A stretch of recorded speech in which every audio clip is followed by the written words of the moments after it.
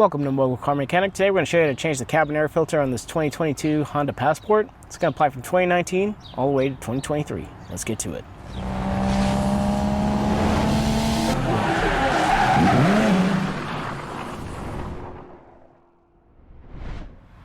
Alright, so obviously you're going to open up the glove box. And then what you need to do, obviously if you have a bunch of stuff in there, take it out.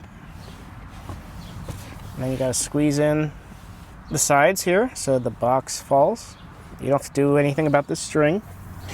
Now we have the cover slash tray. There's going to be two tabs you're going to pinch in and you're going to pull outward. Alright.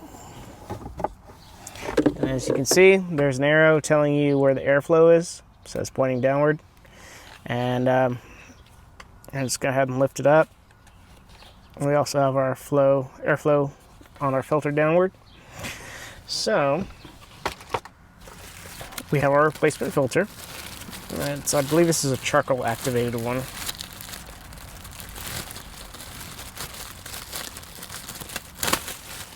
Okay.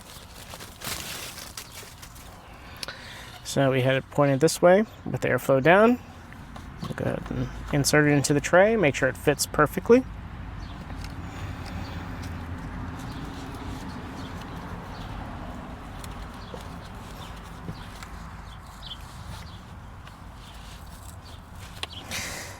It seems like it wants to be a pain in the butt.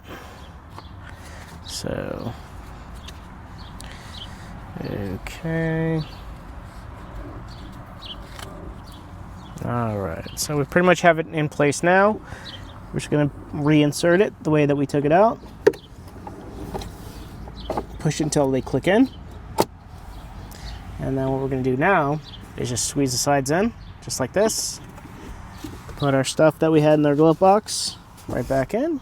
And that's it, we're done.